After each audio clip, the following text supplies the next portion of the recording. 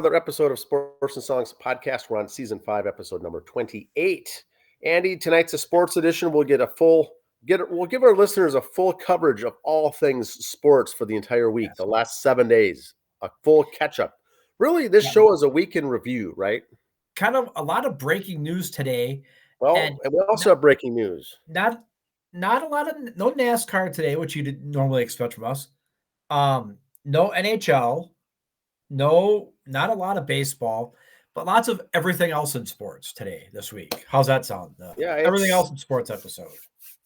Yeah, for the NHL, they're in the Elite Eight. We won't know until next week who's going to the Final Four. NBA, same thing. They're in the Elite Eight. There's not much to talk about today, but next week there's going to be a lot of moving and shifting when they get into the conference semifinals. But we have a trivia question, Andy. Yes, fire away. So on this day in 1972, the Twins and Brewers played. What happened? Let me rephrase that. What was something that was extraordinary that happened in that game that was not something normal? Brewers, Twins, remember, they were same conference, division rivals back then, 1972, that took place on May 13th. What happened?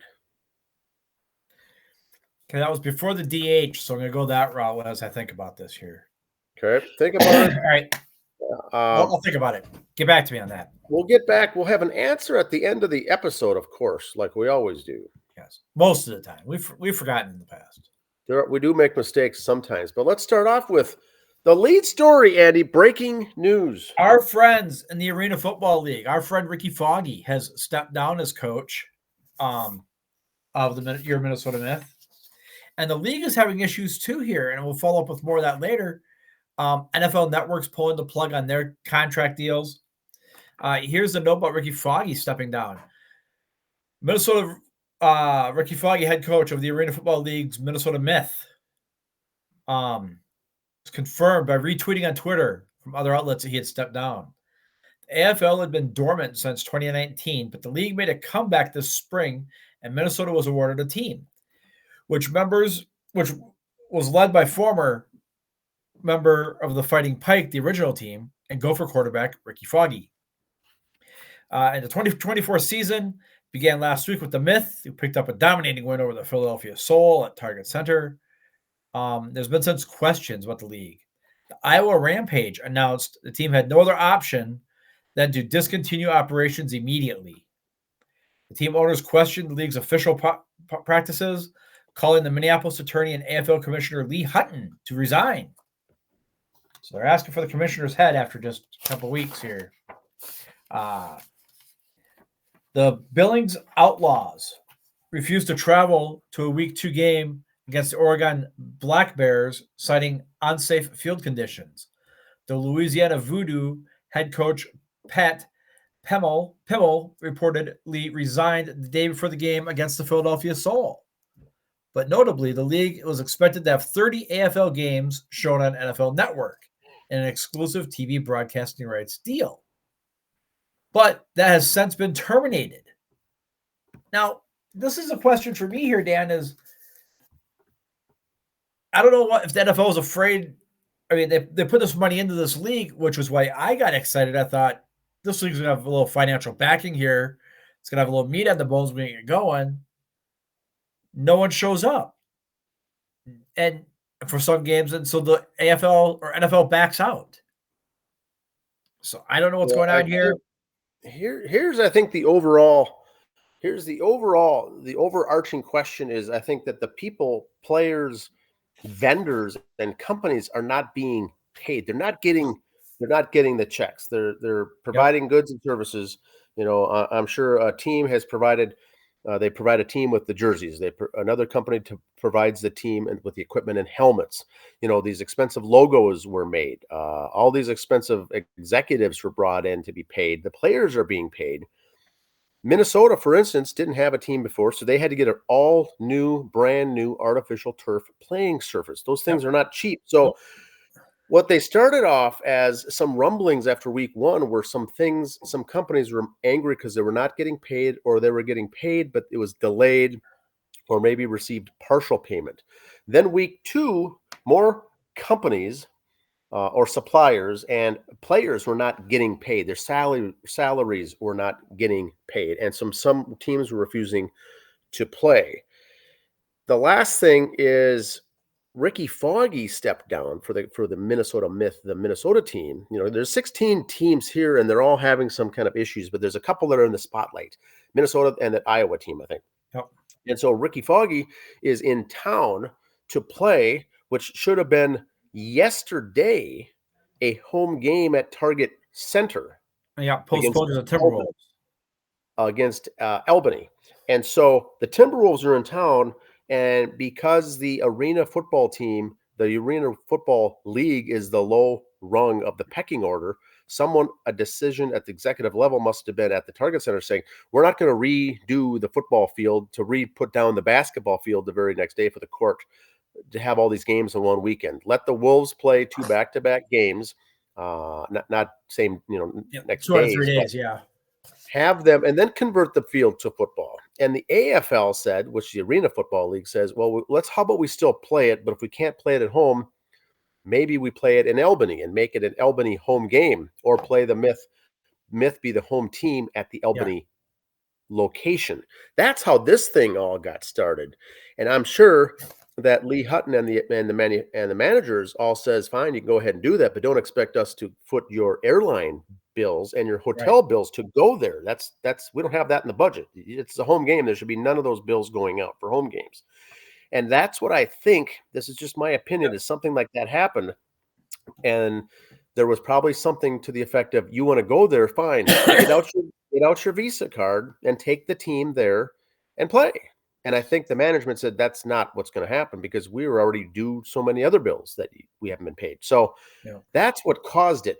The Myth didn't cancel the game or back out of the game. They just tried to reschedule. They tried to reschedule on a different field. And everyone knows the home games is where you make your money. So now you're going to travel and play a home game where you normally bring money in from the attendance, play it on the road. And so that didn't work. And so I think they got into some pushing and shoving, intellectually speaking, and that happened. So whatever happened, Ricky Foggy, the head coach of Minnesota, backed out.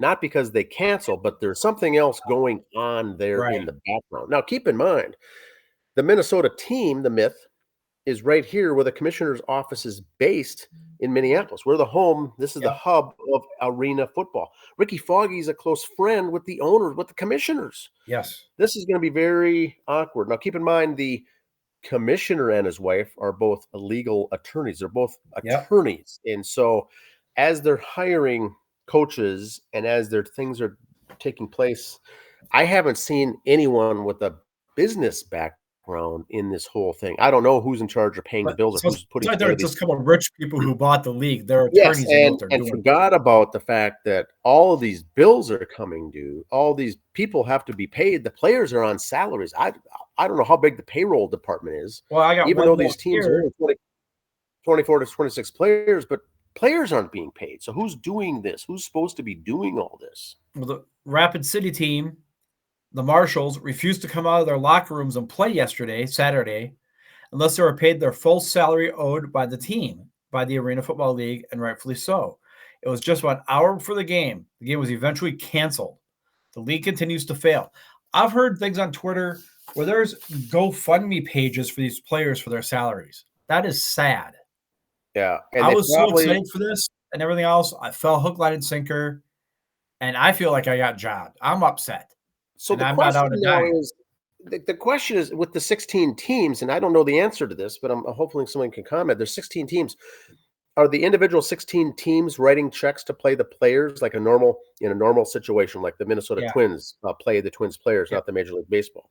NFL, same way. Those are all franchises. This is something I think the same, but I don't know where they have the money to do this, each of the 16 teams. And are some of the teams actually having no problems paying and some aren't?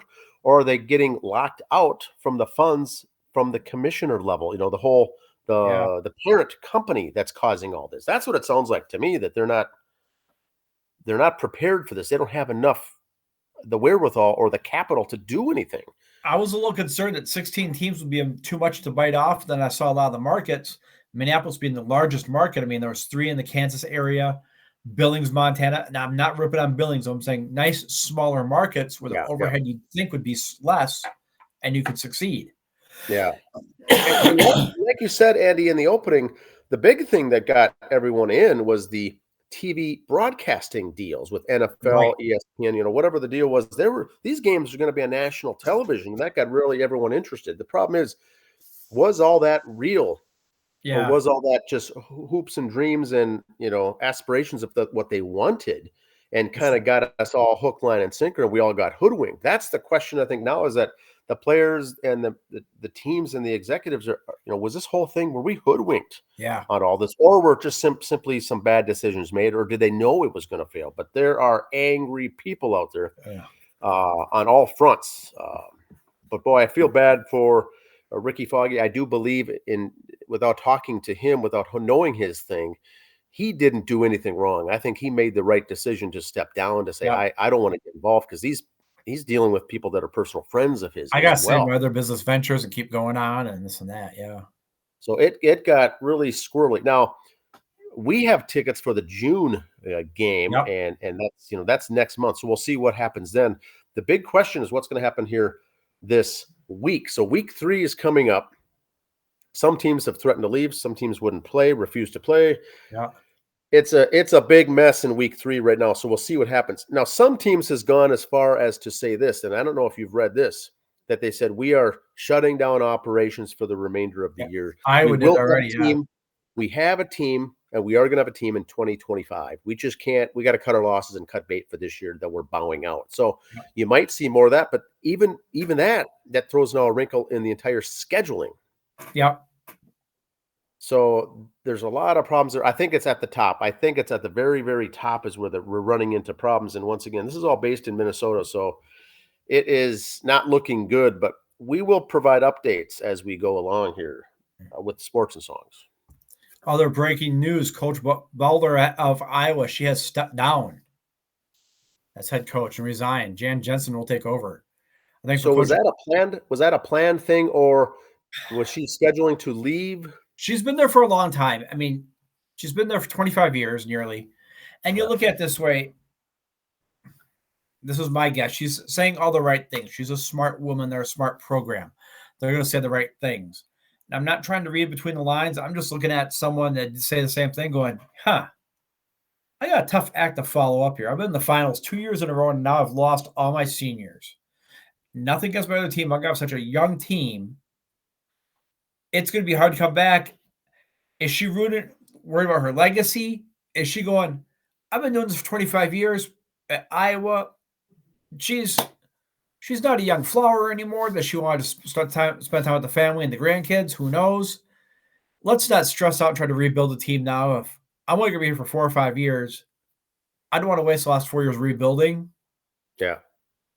Coach Jan Jensen's taken over. She's been assistant there. So all these girls they've recruited, it's the same coaching staff. So that's not a big change there. I think Coach Lisa got down at the right time. Yeah. Not saying Caitlin's not here, I can't do nothing, I'm gone. And maybe to leave on top. Years ago, I'm gone. And maybe to leave on top, not saying that she won the national title, but has gotten to the nationals, the Final Four championship games back-to-back, lost them. But their stock will never be higher than it is right now. Now's a good time to leave. Now, does she have aspirations to coach WNBA or to do something else? Okay. No. I mean, I saw last week they had the preseason. They already had their early women's top 25 out last week before she announced her retirement. And Iowa was already dropped down to number 25.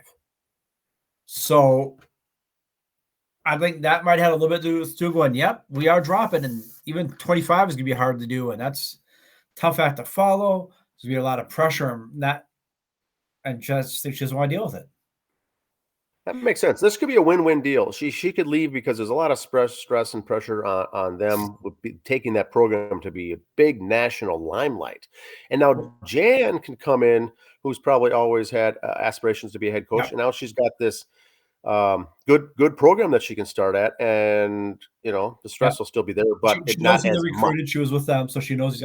And you say, does she want the WNBA? And I said, no. Let me take that back. She sees the growth in the W right now. She could very easily walk in as one of their top pregame show analysis people, an announcer, something like that. So she very well could walk into one of those positions where she could sit in Iowa City or Chicago or Anchorage, Alaska, wherever the hell she wants to move to, and do it remotely and do something like that if she wants. So interesting. The only thing I say that is that typically the head coaching resignations and people announcements to step down once the season is over, within that next week, all those things are announced. Now it's been a month, right? yeah, it's been a month and a half. March or 6 weeks later, early why? April was not. So it's been 4 weeks. Well, why now is my only question. But that's interesting. Now, do you think if the WNBA is doing so well, and if there is ever an expansion, and maybe they award Iowa a team? There's 2 teams next year: Toronto and the Bay Area out in San Francisco. I see. Toronto had a great draw last year with an exhibition game. Would she go there? Oh, wow. Don't know. Will she come up here to Minnesota and coach? Don't know. Wow. See? Don't know. Good for her. Congrats. Very successful women's coach. All right, here we go. What the hell is this? NCBA, you say here, Andy. This is team ball, if you will, for baseball. A lot of these schools, like you see on there, like East Carolina, Florida State, Iowa State, they do not have a basketball team. It's club teams. Oh, and not baseball. Not you said basketball. Is this? Yeah, this is baseball. This is club baseball. Baseball. Interesting. Club baseball teams. Now, the reason I have this on here, look at the number 2 seed Iowa State there. Yep. The number Iowa State. So player in that team. And Cale Wabi of the Watertown Red Devils is on that team. Yes. It's a guy who during the games last weekend, he went 8 for 13 with 2 doubles and a triple, and he's typically their leadoff hitter. Oh, and by the way, for that team club, he's also the team president. Not the cat, he's the president of that organization. Yes. Wow. So so we're looking at all this. We're looking at mid-May, it's the end of May, it's done. So you can see Cale come back June time for us, but a lot of the boys got, this is where our other players are at for your town ball teams. They're playing in leagues like this right now. So follow them along. We'll have this posted up here.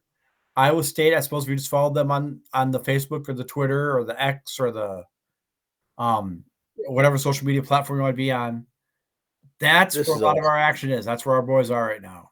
So for those who don't know, and we, I think ourselves are not as well versed, but people say, hey, I'm a really good ball player. I'm going to go D1 or I'm going to go D2 or D3. And then you hear someone saying, I'm not going to go and play college at all, but I'm going to play at a D1 school and play on their club team. Yeah. Some confuse that with, hey, I want to go play intramural baseball. This is this is the club. This is where they don't have the money, the funding, the scholarships. Right. But this is your rosters are still talented guys. So you got to make the roster to make the cut to even be on this Division 1. So look at these schools that are here: Michigan, Penn State, Iowa State, Eastern Carolina, Florida State, Texas A&M, Oregon. You got to be a good athlete to go to those schools to start with, and you got to be smart to get these schools.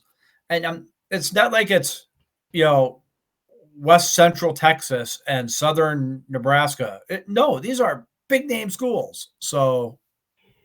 And for the younger listeners out there, if you don't think or you don't want to go through and jump through all the hoops to go play big Division 1, 2, and 3, the club is an option. It is certainly an option, and it's a very competitive leagues at these schools. Or let's call it what it is.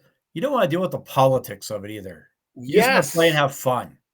Here you go. Cale's a stud, and he's at Iowa State. Yeah. He comes back after playing all these games, and they must have is it a 40-game schedule or something? Yeah. So here they're in the playoffs already. So here you go. You're playing town ball then when you come back home, and you're a stud back at home when this all ends. But this is a great option for players, and don't think of it as a step down. Don't think of it as that. This is competitive stuff, and this is a World Series. Now, I have never seen a bracket like this. I've never seen a logo for the World Series for club baseball. Has this always been around, and we have just stumbled upon it now this year? Yeah, or is it something new? Because we have a hook. We know a guy who knows a guy in it, This is fantastic. Love it.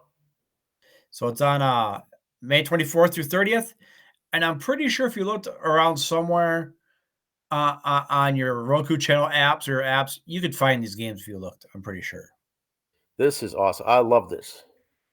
Dan, here we go. Soapbox, here we go. I got my pen and paper handy. Football stats drive me nuts. Not just not that it all depends on who you are, and people just don't read. Geno Smith's stats for the Seattle Seahawks the last 2 years: 7,906 passing yards, 50 passing TDs, 20 INTs, 67 completion rating. But everybody says he sucks. Jalen Hurts of the Eagles, 7,559 passing yards in 2 seasons. That's 350 yards less. 45 passing touchdowns, that's 5 less. 21 INTs, that's 1 more. And a 66% passer completion, that's less. But because he's got a good defense and he's been to the Super Bowl, he's a great quarterback. He's a stud. People quit reading just the cover of the book and look inside.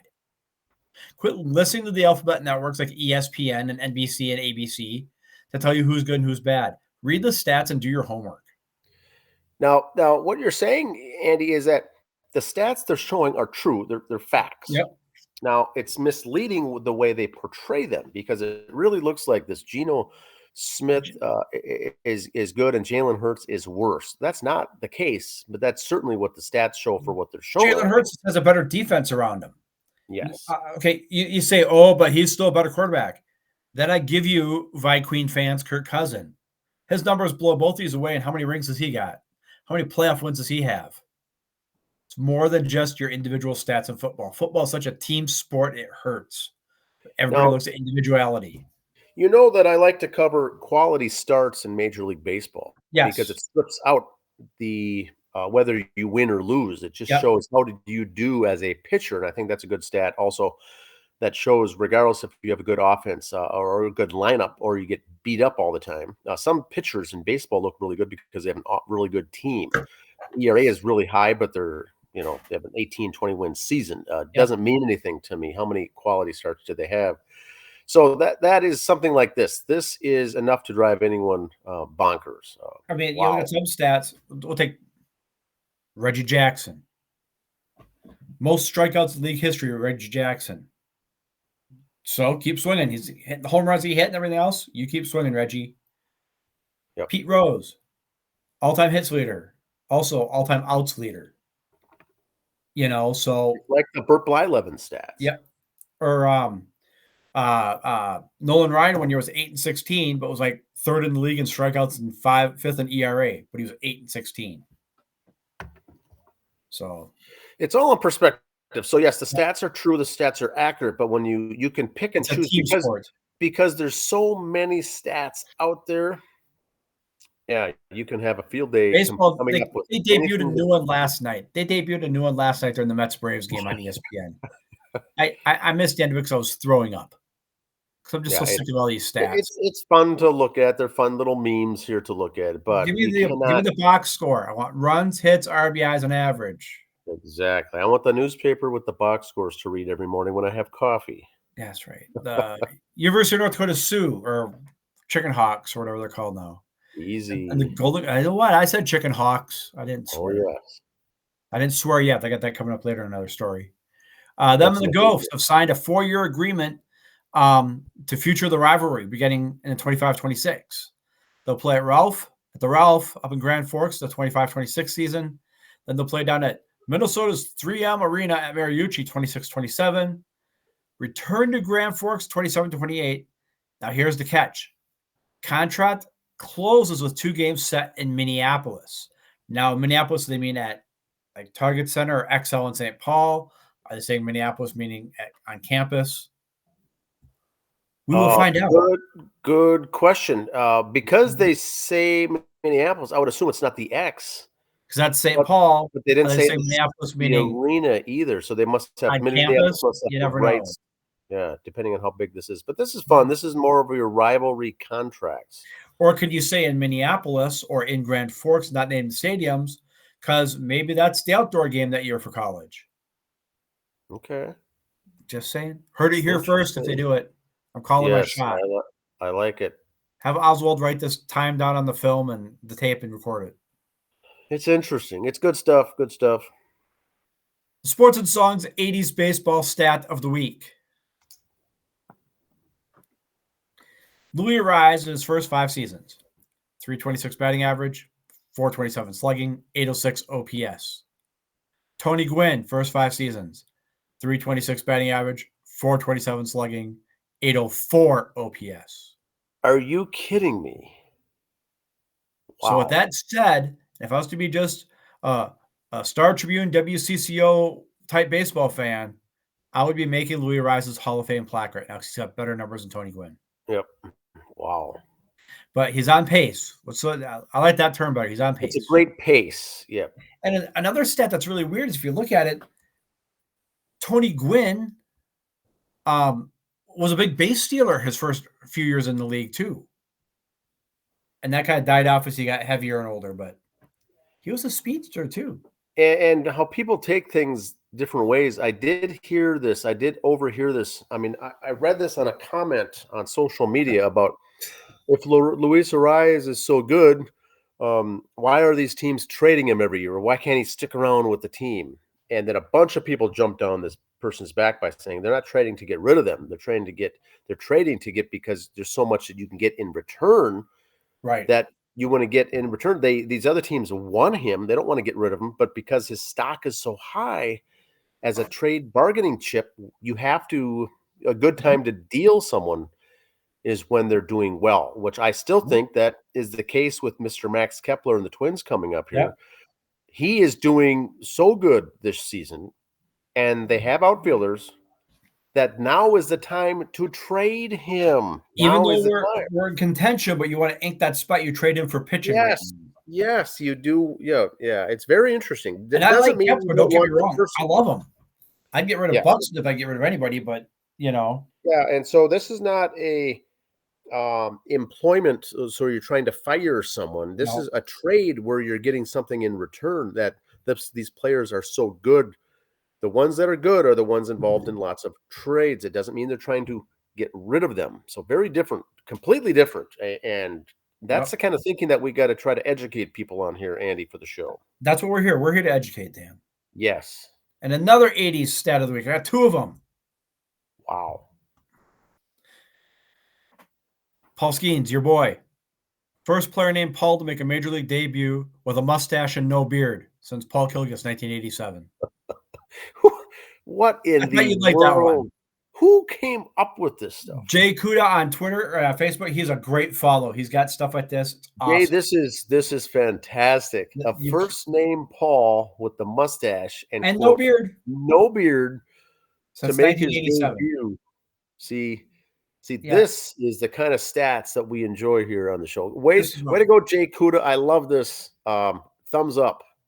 Now we mentioned this pitcher for the Pirates, Paul, here, how he didn't want to make his debut till his girlfriend fiance was done with her gymnastics to get the championship because he wanted her there. And she is an Instagram superstar. People love looking at her. He likes looking at her on the drives to the games. Just saying that not all heroes wear capes, Paul. It's just great. Yeah. This story is just phenomenal. I don't care. The NFL could have their couples. This is the couple I'm watching right here, these 2. Yes. That's fantastic. And also he said he's going to donate $100 to the Gary Sinise Foundation for every strikeout recorded this season. So good luck to him. So well done. So once again, he's got we know he's got an agent, but this is also something. This is a nudge that these rookies will get. PR. How can we get some PR to shed you in a good, positive light? He already is in a good light, but instead of getting these players that come up and become recognizable because of their arrest record or because of their drugs or whatever record, what's his name is involved in. On the other story that we're hearing about the youth, the underage. This is kind of stuff. It's good because now you're doing he's known for his strikeouts. He's a strikeout pitcher, and he has a mustache with no beard. And it's a mustache with no beard, and he's donated nothing big, but it's 100, and that's you strike out 5 guys a game, $500 a week. He's making rookie money, so it's all PR. That is fantastic. Well, and here's the thing: if Johnny fat ass on the couch is gonna say only $100 a strikeout, how big a check you cutting every week, pal? Yeah, and you can't. What they're doing is, I think I like the way it's set up because it allows for zero haters. There can't Yep. be haters here because what are you going to complain about? Nothing. What can you complain Yep. about? He's not giving enough. Well, that's not going to fly. This is good. Good job. Here's our stat just because I don't like Tim Anderson. Tim Anderson was batting 283 and 98 home runs before he got punched by Jose Ramirez. Since then, he's batting 236 with no home runs. He's now with the Marlins.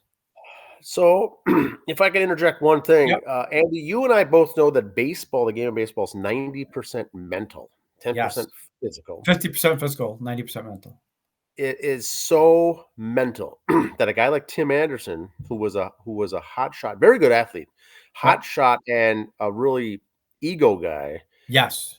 gets drilled on national TV and look like he gets punked on the main stage, and look what it does to the guy. I mean, just a few weeks before that, he'd hit the home run in Iowa on the cornfield, and they all thought he was the second coming. Then he gets dropped like third period French, and he hasn't done nothing You since. can't have this stuff follow along. You need to have the short-term memory, and it hasn't. It's gotten to him. Look at him. Just look at the something numbers. snapped inside. And this guy was phenomenal ball player. Not the best, we're not talking Hall of Fame, but a very He good was guy. Very making good the All-Star game. Fans were liking him. He was getting the All-Star votes, And I think this is what you see when we see things, with Buxton or like we're seeing now currently with Louis Varland, who can't get a strike across to do anything in the majors. They finally send him down. Well, that's a mental thing. We know he's a good pitcher. They got to send him down when it's something in your head. It's a mental case, and you got to shake that. But this stat is phenomenal. Look back in our youth. Steve Sachs all of a sudden couldn't throw the ball from second base to first. Yeah. Mackey Sasser at the Mets could not throw the ball back to the pitcher. Some guys would they get that something goes. Knobloch, I think, had the same issue. He couldn't throw the ball. Yeah, Knobloch, very similar. It's almost that the guys who do not have their personal therapist or personal, it's such a psychology. It's unbelievable. Postseason. All right. Baseball postseason, if it was today, I just want to show some stats here. Just a reminder, top 2 division winners in each league will receive buys. And that's the 3rd division winner and the 3 wild cards. Okay. We'll play a best of 3, all 3 at the higher seeds home. So before we get too excited about the Twins being in the playoffs right now, let's look at this. Okay. Playoffs for today. Phillies and Dodgers would get a bye. It'd be the Brewers hosting the Padres and the Braves hosting the Cubs in the National League. Yes. I could live with that. Mets are a game out. I think they'll probably be a game out by the end of the season. So I'm fat, dumb, and happy with that. Okay. The American League. Orioles and Guardians would get the bye. Mariners would play the Royals, and the Twins would be at Yankee Stadium. Ouch. So before you get excited about us being in the playoffs right now, I hate to give you that reality break. I just want to. It is. Just imagine 3 games in the Bronx without even a chance of coming back. You won't play the 3rd game. Wow. The Yankees are so in the Twins' heads for years on that. I don't know what it is. We've changed management. We've gone through. The players are all cycled out. I don't know why the Twins can't just do anything in Yankee Stadium in the playoffs. I don't get it. It's like the media tells them that, and they're like, "Yeah, you're right. We'll lose here." So, and just because you catch Cleveland, if you're that 3rd best team, you better be hoping the Yankees aren't the last wild card team because you'll play them, and that would be the Twins' luck. It's just we'd be at home to get swept instead of on the road. Ouch. Yes. That's interesting. That is very, I like that look here. And basically, Andy, for the listeners, we are 25% through the season. Is that about right? That's about right. I mean, look at some of these games. They got 40 games played for the Twins right now out of 162. So that's as close to 25% as you're going to get. Okay. The Mets, couple Mets news is here for you. Pete Alonso turned down a 7-year, $158 million deal in the offseason. Scott Burrows is his agent, and he's going to be in the 30-year range here coming up.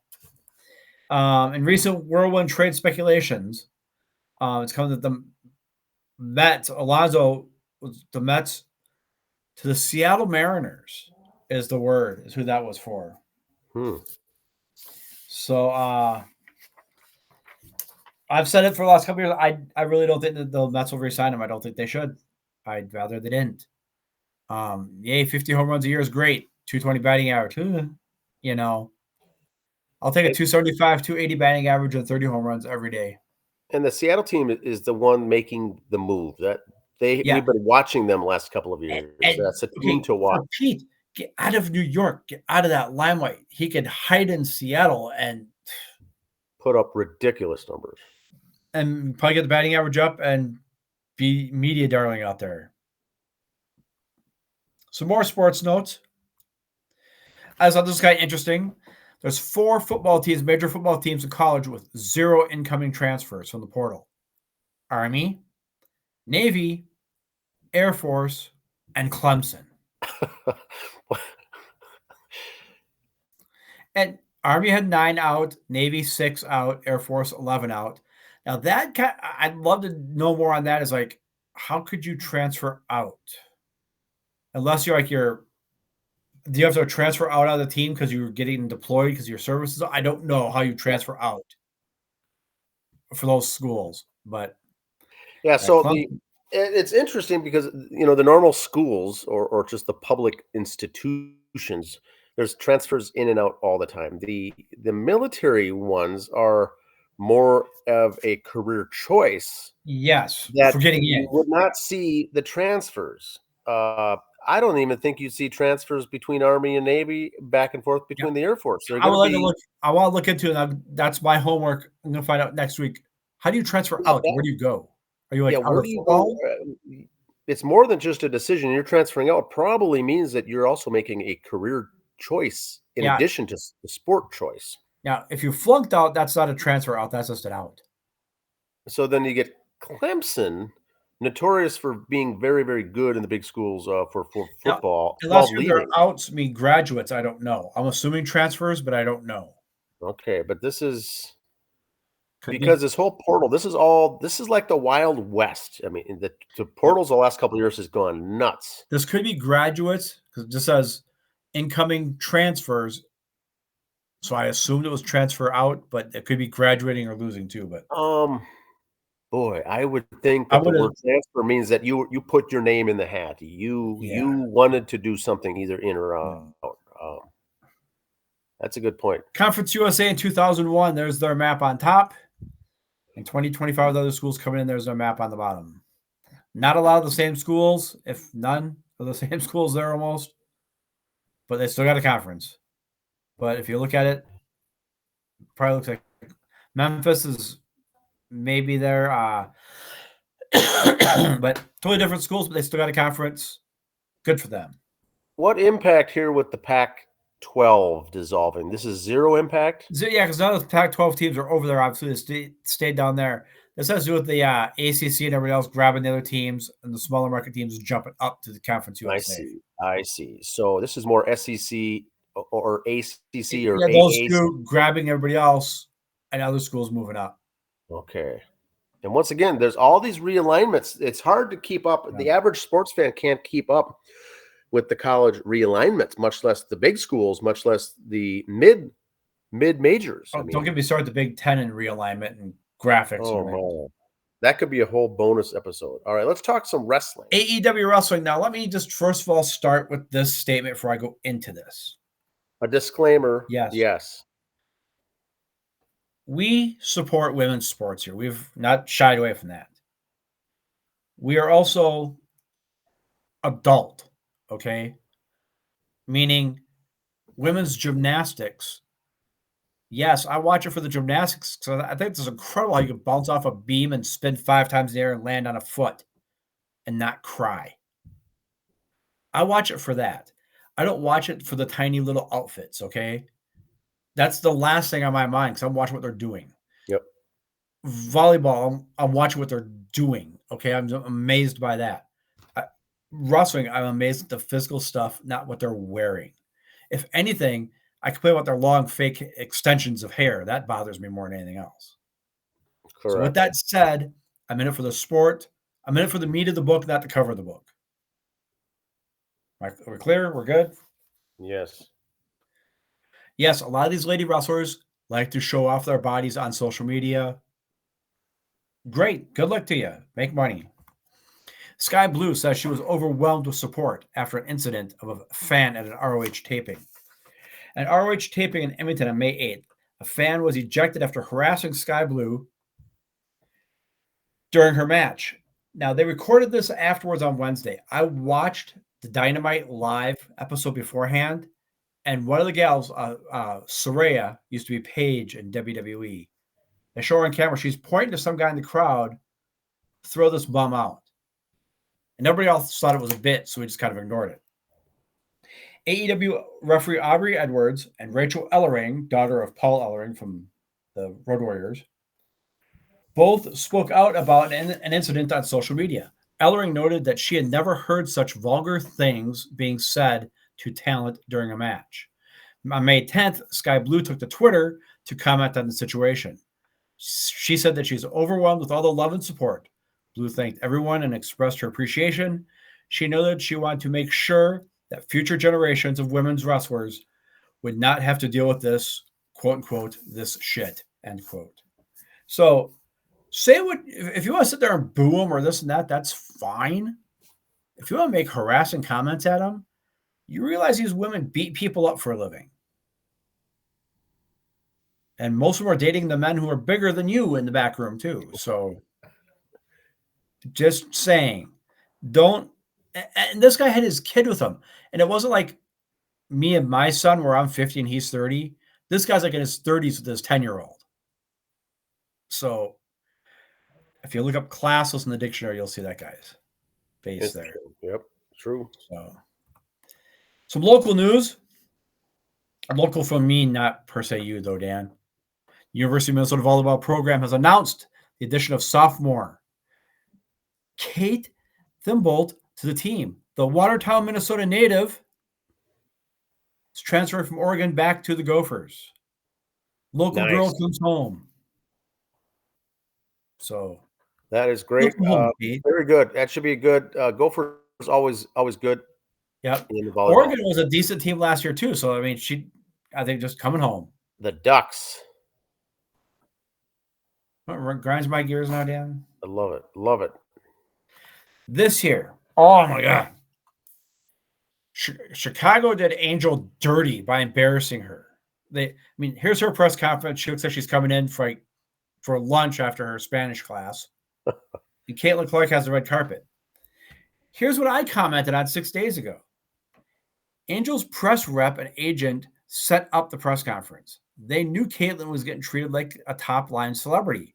Angel's staff made her look bad for the bad press, and they got it. So, quote, doing her dirty, quote, got the attention they wanted. That's my opinion. They did this on purpose. Yeah, and let's not give her fanfare. We'll have her come in with just this, and we can say, "Oh, poor Angel." Yeah, it's and look at everybody doing their stuff. Oh, poor Angel. The sad thing is that these two are talented women, and they know they're getting all this press in the WNBA because they're pitting these two against each other. Yep. And it's just they're doing it. They're what's the word? It's not good for either of them. Yeah, exploiting. They're exploiting these two as good versus bad. It's another one of those right versus wrong, black versus white. It's got the undertones of this whole race. It's got all these things that should not be part of the WNBA, and they're pushing it. More WNBA stuff. Here is Miss Angel Reese. So now y'all can delete them drafts and tweets saying I shouldn't have gone to the Met Gala, and I can do both. I can do all things through Christ who strengthens me. Just saying, again, I said this at the night of the draft. She's in it for the social media glam. Yes, she wants to play basketball too, don't get me wrong. She wants that social media presence. Caitlin Clark could care less if she's on social media. Correct. And that's the difference. It's in her head. Angel Reese is a big time head game Yes. off the court. I'll say maybe She's even got on the that court. big ego, and she needs it fed all the Caitlin time. plays, and that's it. She plays. She does not care. There's no drama with Caitlin. Angel has drama. Now, is it on purpose? Is she doing it on purpose to do this? And is she just a magnet for the drama? I don't know. But this is what we're going to see, and this will never end, I don't think. Yeah. Kind of reminds me a lot, and I'm not saying player ability wise, I'm saying attitude wise. She reminds me a lot of Dennis Rodman. Okay, fair Great enough. player, but had to be in that spotlight. Yeah, and once again, for good or bad reasons, Right. they need to be in the spotlight. Yep. Yeah. April 15th, Kate Martin gets drafted while supporting Caitlin Clark at the draft. May 13th, she officially made the Las Vegas Aces 12-player roster. So 12 players. She was third pick, number 36. Only 13 of the 36 drafted that day made the NBA opening day roster. Yeah, that's a good quote. It's a good number. Just it's a over very a third made it. Important. Yeah, and we talked about that before earlier. Not everybody in that draft is making the team. Monica Sonato. I mean, this is tough. You still got to make the team. You're drafted, but it's not meaning that you're a sure thing to be even on the court. One more thing, Dan. Got a little gift for you here. The premiere of Sports and Songs Presents AI. I saw this. I like it. So what's it going to be? Well, I left my notebook open in the lunchroom and you looked through it. I saw you. Okay. Yeah.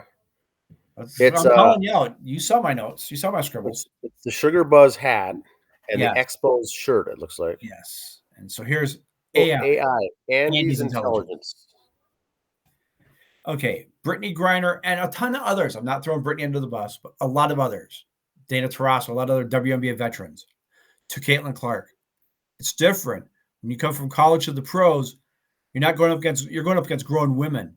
This is how we feed our families. This isn't just for love of the game. This is their livelihood. Hey, Brittany, pardon my language, but no shit. I think they all know this coming in, that this is now their livelihood. It's not just for fun. I'm sick and tired of all sports, all pros saying this to someone. Oh, this is our livelihood. We're grown-ass adults, and this is how we make our money, and this is our job. No kidding. No kidding. She's coming in to make some of the job now, too. And those who are saying this are those who are jealous because they're losing TV deals and commercial deals and interviews to these young kids coming up. Because you're getting long in the tooth, Brittany, and you're slowing down. You're starting your family. You're out as of yesterday with a foot injury. You lost a year when you're in jail overseas. Your career is coming to an end. You see it, and so now it's everybody else's fault. I'm sick and tired of you and veterans doing this to the rooks when they come in. They know it's a livelihood. You don't have to say that and sound like you're the big bully on the block. You got to give me a quarter to get past me. No. Just stop. Yeah, it is very much, there's a difference between hazing the rookies coming in, and then making it very demeaning like this, making public comments, making tweets, going after certain people. It's not going to be easy. You got a long way to go. You're not one of us. Well, if that doesn't age well, if that doesn't work, you got a lot to.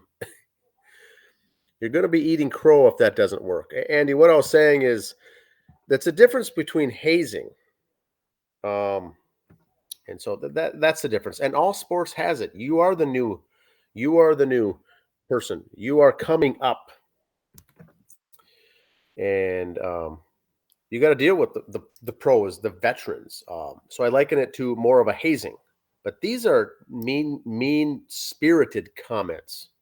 Yeah. That don't need to be said. There's one thing of going through a gentle hazing and making, just letting them know, hey, we're here. You're the new kid on the block. We're the veterans. Yeah, we all get that. We know that. The rookies understand that as well. But these are things crossing the line that's now gotten to the point of just instigating, is what I think. Yeah, and I could see if you were on New York and this other player was on New Jersey. It's a rivalry team. Okay, I'll give you that. I'll let it go a little bit. But still, They get it. They know sports isn't new. This has been going on for decades. Where the vets have said this to the rookies coming in, and I'm sure it goes on in college too, to the freshmen when they come in. Hey, you ain't the big So, cheese here anymore. You got whatever, just do you whatever. think that we're going to see tweets and social media for the Minnesota Vikings, Sam Darnold saying, JJ McCarthy, you're a young punk. You ain't going to make it. This Right, is not going to come easy. This is grown men on this Vikings football team. right. You wouldn't say that. No, no, Sam Darnold would never make a comment like that. If you were right. to think it, which is fine, you still don't say it out loud. Yeah. You use your filter. That's what these other gals and ladies here, they turn the filter off. It's not necessary. You don't need to do that. Caitlin Clark is a superstar in college. No one ever said she's going to be a superstar in the WNBA. We said she would. Will she be? I don't know. Should be better than average, but you know what? And it's the one. It's not that people who've been there for 2 years are saying it. They're the ones that say in the back are going, "Hey, here's some suggestions." Yeah. XYZ. And that's us passing some suggestions on. You're helping and you're guiding and you're a mentor. The veteran's job is to be the mentor for the young people Yep. coming up. They are waiting for her to fail. That's the difference. They want her to fail. Yep. And that's what's sad. Is I saw a commercial today or a reel or something today. The plane that the Indiana Fever are flying on now, and all these girls are also like, yeah. Caitlin's in the front reading the book. You're all on that plane because of her. Yeah, that's the You should be thanking her. the difference. And I just hope this doesn't change her. You know, they've got her. The thing I also see is they've got her in Prada outfits. Yeah. And pushing, kind of molding her that way to be a fashion, which has nothing to do with her. I hope she doesn't fall susceptible to those things. A photo shoot here and there are fine, but I hope they do not try to get in and mold this young lady. She's got enough stuff to focus on. Don't turn her into an Angel Reese where the media stuff is more important than the game. That's true. That's 100% true. We lost her there for a second. She's a great player. I just hate to see her not focusing the energy on the game and her talent now. You know, you've got a lot.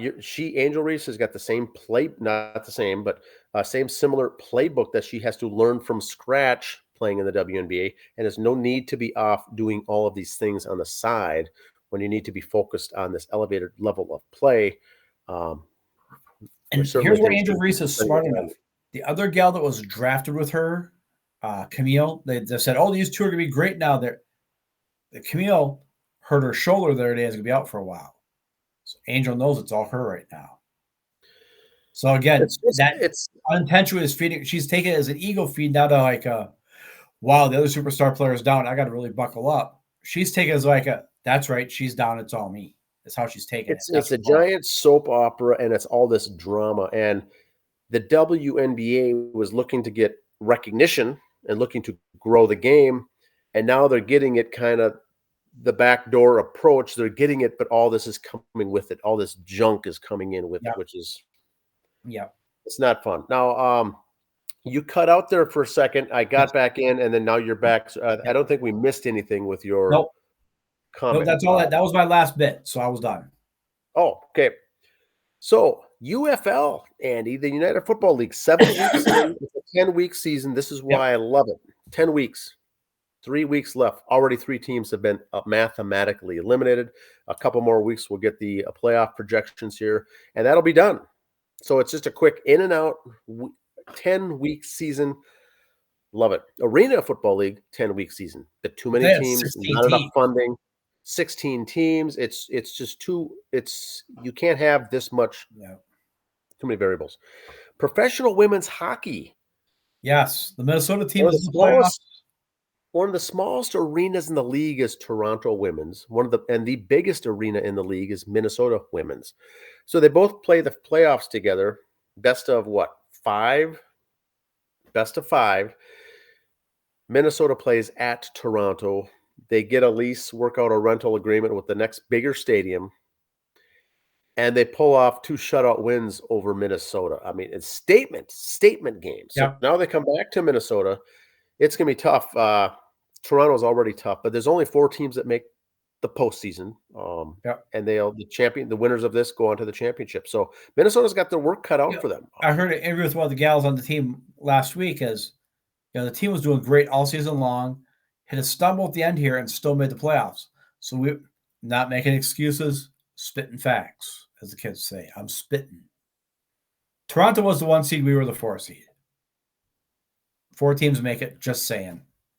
Yeah, so this is the fighting. It'll be a challenge for the Minnesota team. Credit. But these are talented players. This is yes. This is the cream of the crop. So hats off to the Toronto group. These are very tough playoffs. UFL, WNBA. Now the preseason's done for the WNBA, Andy, and the first games are scheduled, for the WNBA regular season. Tomorrow night is that Indiana Pacers, Indiana Fever first game, ESPN2. Disney It's going to be fun to watch it's going to be, I'm not sure what all televised, but it's going to be fun to watch the television ratings or the viewership ratings of these games. And, and not just Indiana. Remember, the whole league is growing, that the fans out there, the listeners need to know that the Minnesota Lynx are going to be drawing more people. The LA Sparks, the Aces, all these teams, their ratings will all be up. Not just if you have the superstar. They're all going to be up because the growth that's the whole purpose, the growth of the game. The women's Final Four for college basketball, great numbers. So it was on ABC and CBS and ESPN, regular networks. This WNBA game for the Fever was on Disney Plus, ESPN Plus, ESPN2. I don't get any of those. It's still going to be capped. You're not going to get the true viewership numbers. Because you're living it down. I don't get Disney Plus. I don't get Disney. At least I don't think I get Disney. I don't know. I don't have kids at home anymore. But if it's on ESPN or ESPN2 or Fox Sports, I can at least still watch it on my basic cable. Yeah. So you're kind of limiting your crowd now. So you're kind of helping the haters out by going, look, your numbers weren't that good. Well, yeah, it was on Disney Plus, for God's sake. It's going to be interesting. The numbers will be up, but they're not going to be true reflection, true numbers, because it's limited to just those networks that many people either don't have, don't want, don't need. And you can watch it or stream it, watch the game cast live with the stats without getting the play-by-play video. It's going to be that once-a-week game on ION that's going to show you the better ratings, right? The true ratings right there, the success.